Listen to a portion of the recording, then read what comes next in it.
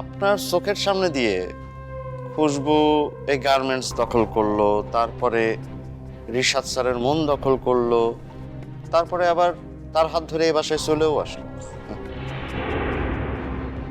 আমার তো মনে হয় খুশবু সামনে আপনার ব্যবসাপাতিও দখল করে রাস্তায় নামায় ফেলবে, মানে নামিয়ে ফেলবে। খুশবুকে আমি নিজেই এতদূর আসতে দিয়েছি, সেটা আমার স্বার্থে। দেখুন, ঘুড়ি কতক্ষণ আকাশে উড়বে আর কতক্ষণে টান পড়বে সেটা জানে শুধুমাত্র নাটাই যার হাতে সে। স্যার, খুশবুরে নিয়ে আপনার প্ল্যানটা কি?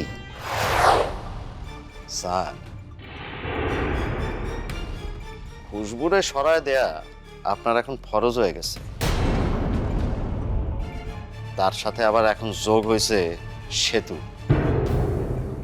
এজন্যই তো মুরব্বীরা বলে নারীদেরকে ঘরে আটকায় রাখতে হয়, তা না হইলে তারা পুরুষদেরও ছাড়ায় চলে যায়।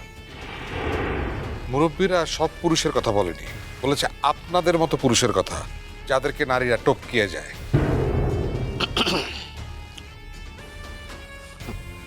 চিন্তা করেন না স্যার, আজকের পরে খুশবু আপনারও টপ খেয়ে যাবে।